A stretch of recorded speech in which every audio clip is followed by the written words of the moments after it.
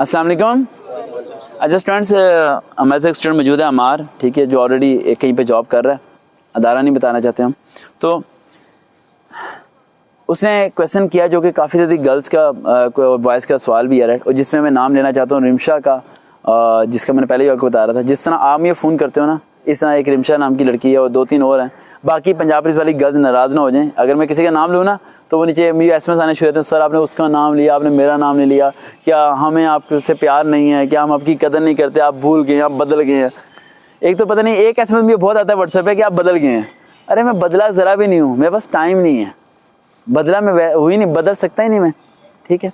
तो ज़हन में रखें, रिमशा की और बाकी के बहुत एसएमएस आते हैं कि उन्होंने सब इंस्पेक्टर के लिए अप्लाई करना चाह रहे हैं जिन्होंने ग्रेजुएशन कर ली है, और बहुत सी गर्ल्स ऐसी हैं जो कि ग्रेजुएशन कर रही हैं, ठीक है, और काफ़ी गर्ल्स तो मेरे पास ही ग्रेजुएशन कर रही हैं। तो अब करना है क्या सब इंस्पेक्टर के लिए? सबसे पहला पॉइंट, आप लोगों के सबसे बड़ा मसला क्या होगा कि आप लोग पुलिस के अंदर रह रहे के ना, आपका दिमाग पुलिस वाला बन चुका है इस टाइम। इसका मतलब ये है कि बात कड़वी है लेकिन सच्ची है, अब नालायक हो गए हो। क्या हो गए हो? नालायक हो गए हो। स्टडी को स्किप किए हुए काफ़ी देर हो गई है। उर्दू में ऐसे लिखे हुए, इंग्लिश में मजमून लिखे हुए, रीडिंग किए हुए, राइटिंग किए हुए, होमवर्क किए हुए, वो बुक्स के पास गए हुए आपको काफ़ी टाइम पीरियड हो गया। अब आपको दोबारा उस तरफ आने के लिए आप लोग क्या तलाश करो? एक शॉर्टकट, कि किसी तरह मुझे शॉर्टकट मिल जाए और सरकार को ट्रिक बता दें और मैं हो जाऊँ। ऐसा नहीं करना सब इंस्पेक्टर में। सब इंस्पेक्टर में अगर सेलेक्ट होना है तो उसका सिंपल सा आसान तरीके 3 बता रहा हूँ, वो ज़हन में रखिएगा अपने। सबसे पहला पॉइंट, इंग्लिश। 40 मार्क्स आपके आएंगे इंग्लिश में से। कितने आएंगे? 40। और इंग्लिश के लिए सिंपल सा आसान तरीका आज से फॉलो करना शुरू कर दें। आप पार्ट ऑफ स्पीच की एक बुक ले आएँ, उसमें पार्ट ऑफ स्पीच को पढ़ें जहाँ पर उर्दू लिखी होती है, सेंटेंसेस बनाना सीखें, एक्टिव पैसिव सीखें, डायरेक्ट इंडायरेक्ट सीखें, ईडियम्स, पेयर ऑफ वर्ड्स। अब ईडियम और पेयर ऑफ वर्ड्स आप कहाँ से करेंगे? आपने ये करना है, ईडियम्स और पेयर वर्ड्स आपने फर्स्ट ईयर और सेकंड ईयर की के ओल्ड पेपर लेने हैं, लाहौर बोर्ड के। कौन से बोर्ड के? लाहौर बोर्ड के। पिछले 5 साल के 5 साल के ओल्ड पेपर लेके उनके हर के अंदर पेयर ऑफ वर्ड्स और ईडियम्स सब चीज़ें दी होंगी, एक्टिव पैसिव भी दी होंगे और डायरेक्ट इंडायरेक्ट भी दिए होंगे। वहाँ से आपने उन सब चीज़ों को नोट डाउन करना है और उन्हीं की आपने सही तरीके से प्रैक्टिस करनी है। अगर आप में से बच्चों को इंग्लिश आ गई तो सब इंस्पेक्टर का टेस्ट पास है, लेकिन मुझे पूरा यकीन है कि आप लोग इंग्लिश की तैयारी नहीं करोगे। मुझे पता है ना, स्ट्रगल नहीं करते, शॉर्टकट चाहते हो। शॉर्टकट नहीं लगाना लाइफ में, स्ट्रगल करनी है, चीज़ को सीख लेना है, और सीखने के लिए मेहनत करनी पड़ती है। मेहनत किए बगैर कोई भी चीज़ नहीं मिलती। तो इंग्लिश को सीखने के लिए काफ़ी बच्चे मेरे से रिक्वेस्ट कर रहे थे कि मैं वीडियो बना दूं एक्टिव पैसेज पे। ये टाइम मेरे पास नहीं है। ये आप लोग किसी टीचर के पास जाएं, समझें, और उसके बाद अपने आप को टेस्ट दें। आप एक मॉडल पेपर लेके आएँ, उससे प्रैक्टिस करें कि आपके ये सही हो रहे हैं या नहीं हो रहे। सेकेंड पॉइंट, इस्लामिक क्वेश्चन जो होते हैं वो कौन से? गज़वा वाले, गज़वा बदर, गज़वा खंदक, गज़वा ओहद, इनकी हिस्ट्री को पढ़ें थोड़ा सा। 4 खलीफा राशिदीन, उनके बारे में सवाल लाजमी आना है।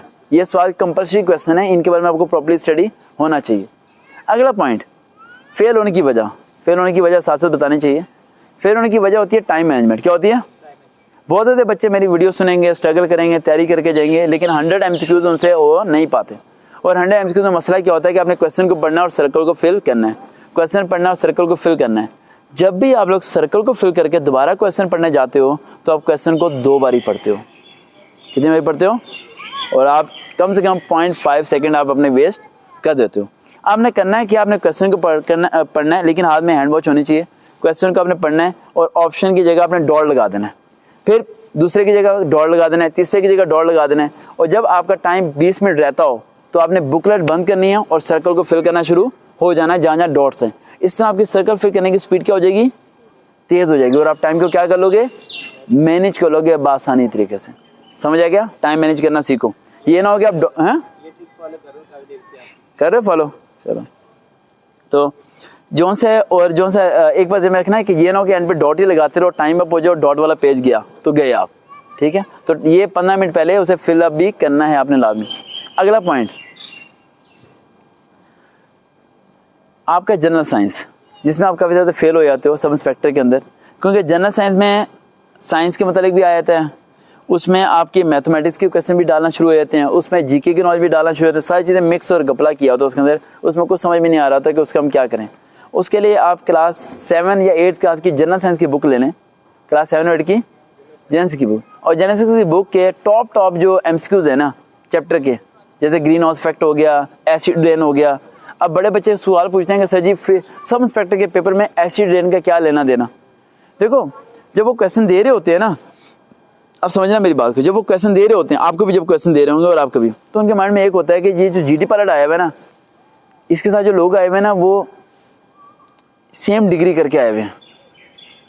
मे भी शायद किसी की ग्रिप फिजिक्स में ना हो, केमिस्ट्री में हो, किसी की ग्रिप किसी और में हो, तो वो सब्जेक्ट लेते हैं जो कॉमनली सबने पढ़े हों, इसलिए वो लोअर डिग्री में से, लोअर क्लासेस में से सब्जेक्ट को चूज करना शुरू कर देते हैं ताकि वो सबके लिए क्या हो जाए, कॉमन हो जाए। जैसे ग्रीन हाउस इफेक्ट हो गया, एसिड रेन हो गया, हाइड्रोजन कार्बन के रिएक्शंस हो गए, ठीक है। इस तरह की कॉमन चीजें आपको पता होनी चाहिए जो आपने बचपन में पढ़ी थी लेकिन बड़े होकर आपने उसे भूल गए, उसे स्किप कर दिया। और लास्ट पॉइंट लिख लें, ये आपने होमवर्क करना है, ठीक है। लास्ट पॉइंट ये कि आपके जो कोटा सिस्टम है ना, जो पुलिस वाले अप्लाई करेंगे, इस कोटे सिस्टम को सही इस्तेमाल करना। सही इस्तेमाल कैसे करना है?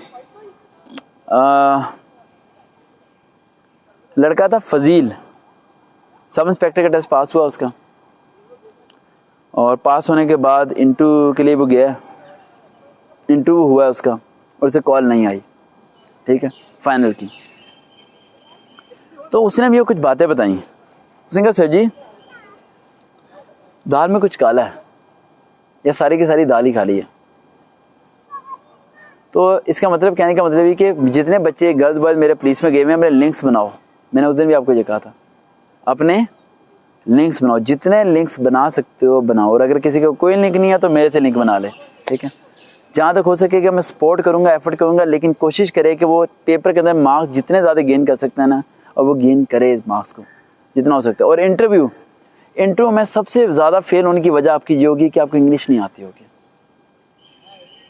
अंग्रेज चले गए, अंग्रेजी छोड़ गए और हमें गुलाम बना के, और ये बात सच है कि अंग्रेज़ों के हम गुलाम हैं, इसमें कोई शक वाली बात नहीं है। इंग्लिश के हम गुलाम हैं और पूरी ज़िंदगी हम इंग्लिश को सीखने में लगा देते हैं। It's a waste of time, ठीक है। हम एक गैर मुल्क की, गैर लोगों की ज़ुबान सीख रहे हैं जिनसे ये मुल्क में हमने आज़ादी हासिल की, और हम कहते हैं हम आज़ाद हैं। हम आज़ाद कहाँ हैं? चाइना आज़ाद है, वहाँ इंग्लिश को अलाउ नहीं है एंट्री करना। इंग्लिश स्कूल नहीं आप बना सकते, इंग्लिश यूनिवर्सिटी नहीं आप बना सकते, वहाँ पर इंग्लिश प्रोडक्ट आप सेल नहीं कर सकते वहाँ पर। उसे कहते हैं कंट्री स्टैंड करके बैठी है आज तक, और स्टैंड ऐसा किया है कि अमेरिका को हर वक्त एक ही डर लगा रहता है कि चाइना कहीं उसे बीट ना कर दे, चाइना उसे बीट ना कर दे। और अंदाजा लगाओ चाइना में जो कानून है उस पर क्या लिखा हुआ है, पढ़ा है आपने कभी? हज़रत उमर फारूक रज़ियल्लाहु का कानून। चाइना में सारे के सारे रूल उमर फारूक रज़ियल्लाहु के फॉलो होते हैं। उनके कानून का नाम ही उमर ला है। क्या नाम है? Umar law. We are implement there the हुज़ूर सल्लम law, Abu Bakr law, Usman Ghani law, हज़रत Ali law, any law. We are implement 1973 law. Pakistan का वज़ीर-ए-आज़म सदर मुसलमान होना चाहिए, सब लोगों को वोट देने का हक होना चाहिए, सब लोगों के लिए काम होना चाहिए, होना नहीं है। मैं उस दिन मुतालिया पाकिस्तान पढ़ा रहा, उसमें ये बेरदी ने ये करने के बारे में सोचा, कादर ने इस बारे में सोचा, नवाशी ने ये सोचा। इम्प्लीमेंटेशन कहाँ पर है? इम्प्लीमेंटेशन बहुत दूर है। समझ आ रही बात? तो इस चीज़ को हमें ज़हन में रखना चाहिए और इस चीज़ को फोकस करना चाहिए। तो जब तक आप इन चीज़ों को समझोगे नहीं तो नहीं होगा। अगर आप सोचोगे नहीं इंग्लिश मैंने पढ़नी नहीं है, सीखनी नहीं है, तो फिर गलत हो जाएगा। एक बच्चा मैट्रिक नहीं कर सका और मुझे बड़ा हर्ट हुआ इस बात का। मदरसे का बच्चा था और वो किसी पीर का मुरीद था, पीर साहब का नाम नहीं लेना चाहता, पाकिस्तान के बड़े मशहूर पीर हैं। और वो बच्चा इंग्लिश की बुक नहीं पढ़ता था मेरे पास। मैंने कहा ये क्यों नहीं पढ़ते? कहता पीर साहब ने कहा हराम है। क्या है? हराम है। अंदाज़ा लगाओ, मैट्रिक पूरी पास कर दी, इंग्लिश में फेल है वो, और मैट्रिक में अच्छे नंबर है उसके सब सब्जेक्ट में, और कह रहा है कि इंग्लिश अल्लाह खुद ही पास कराएगा। क्या अल्लाह ऐसे पास कराएगा?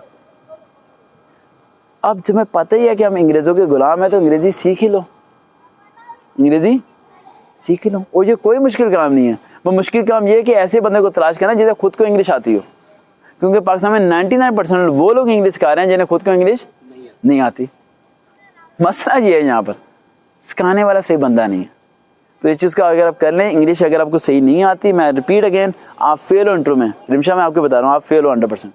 इंग्लिश को सीख लो, बोलना सीख लो सही तरीके से। और वो आसान तरीका है कि ऐसे शख्स को तलाश करो जो आपसे इंग्लिश में बात करे, रोज़ाना घंटा आधा घंटा अपने सेंटेंसेस को चेंज करो, सब टाइटल मूवीज़ देखो, वर्ड्स को याद करो, वोकैबुलरी को इंक्रीज़ करो। देखते हैं चंद सरकार भाई। अल्लाह हाफिज़।